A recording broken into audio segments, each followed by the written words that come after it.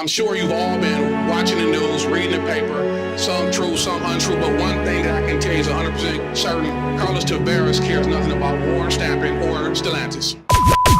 And welcome back to the channel, everybody. Welcome back to a new video. This one's impromptu. This one's in a parking lot.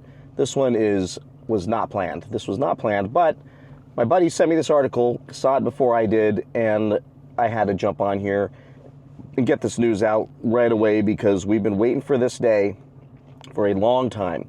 Now, we all have been calling this out for probably a year or more, probably 2 years now, that Carlos Tavares is a disaster. We all knew, every one of you, go back and read my comments, you knew that 2 years ago when Tavares started pushing this EV mandate from his company. But then he talks about what he calls an EV-first strategy and cost-cutting to compete globally with Chinese automakers. By the way, when we compare to Leapmotor, those 30% cost competitive edge I'm always talking about. Yes, you did hear that right. He's looking to cut 30% of Stellantis costs. Auto analyst John McElroy says. Well, he's going after the company with an axe right now to get cost out. So heavily down our throats, and all of the other insane, stupid moves from the Hornet to the Daytona and the fake exhaust and all these insane things and a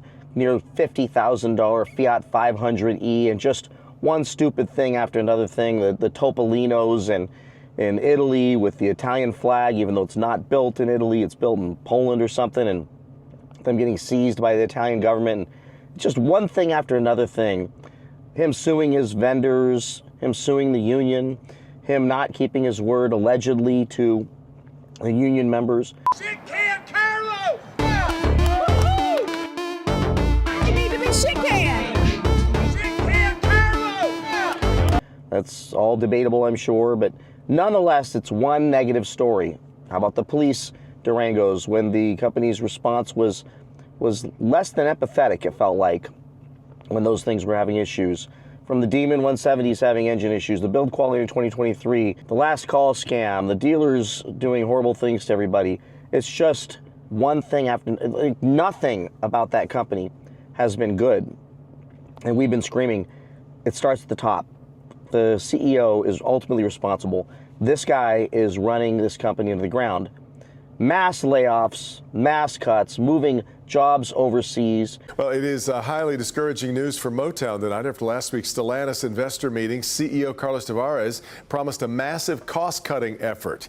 And it's looking as though it will mean considerable job loss for Metro Detroit, particularly at the Auburn Hills office tower. Engineers going overseas, massive amounts of recalls, just mistake after mistake after mistake. And listen, if I took a deep breath and stopped long enough, I could remember the other 25, 30 other things that he's done that have just been questionable at best from anybody in leadership.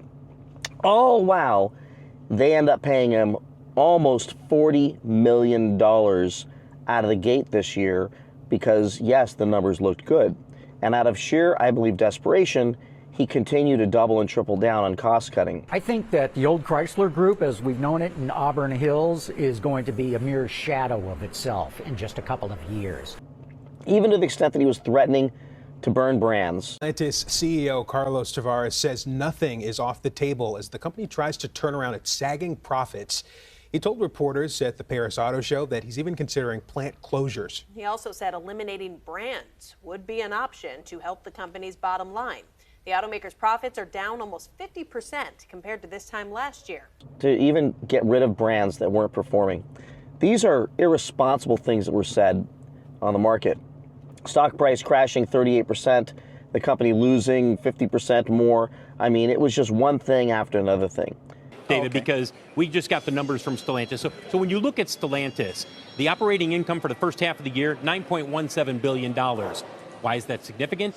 That's down 40% year over year. And the issue here comes to too much capacity. And then they announced that, okay, he's going to step down in 2026 or something like that. Once his contract's up, maybe it's 2025 or something.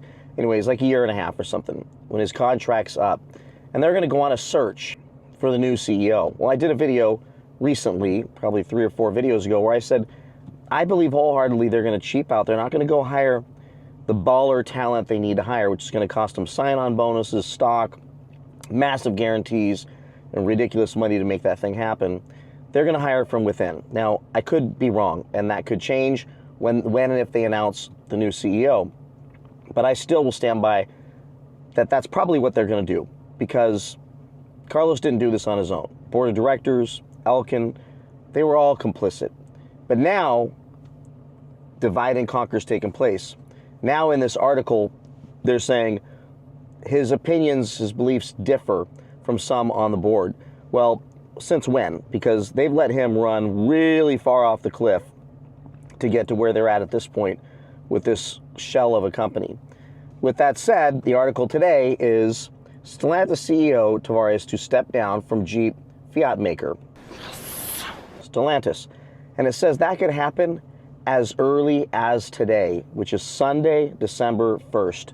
That could happen as early as today. So stay tuned. At some point today, we may hear that he has stepped down completely, and then they will be rallying to figure out who's going to, most likely a temporary CEO, who will take the helm, most likely a CFO type, that will be running the thing until they figure out who it's going to be. But I think that at some point, finally the board of directors said, okay, enough is enough. This guy is off the rails. This guy is killing this thing. And now it's so far that I don't know how we can turn it around. But him sitting here just doesn't make sense. And I've said this before in my position, that if I have a certain enterprise in my company, that a department in my company or an office in my company that's failing, I've said many times, I don't need a leader there to fail. I can do that all on my own. And I think at this point, they've realized that no one is better than having this guy in place. Now, I'm sure they'll spin it 10 different ways from Sunday. This article gets into nothing more than just what we all already know, all those mistakes, all those errors, all the stupidity, all the stock price issues, all the mistakes that have taken place. But it doesn't get into who they think will replace. But I think it alludes to, you know, a committee that's going to jump in and try to figure this out. But I expect they'll pick somebody from within, probably a temporary CEO, and then ultimately announce down the road the new CEO, but probably a lot sooner than we think. And maybe they have somebody. Maybe that's why this is happening. I just want to get this video up. It's finally coming to fruition. What's going to happen next? What happens if he's gone? Well, we've got the new president coming in. We've got all kinds of questions about whether or not the CAFE standards and any of the issues when it comes to these EV, quote, mandates, not really mandates, but pretty much mandates, are going to stay in place. If those go away, we've got no more Carlos Tavares, who down to his core, his soul, believes in this globalization thing, jobs all over the universe except for the US, and electric cars only, very few gas cars. And if we don't have him there with that deep-seated belief and somebody more moderate, more reasonable, man, I got to think there is a possibility we see some kind of a V8 come back. We see a Charger that is actually worthy of our attention, and nothing would make me happier than to see that day come. So with that, let me know what you think. Please like, subscribe, comment, and I'll see you in the next one. Bye-bye. In the meantime, I asked John, I said, look, what does this mean for the domestic three? He says, oh, you mean Ford, GM, and Tesla? He said, Stellantis is no longer an American company. It is a foreign company. Reporting live, Rod Maloney. Wow, take those words to heart. All right, Rod.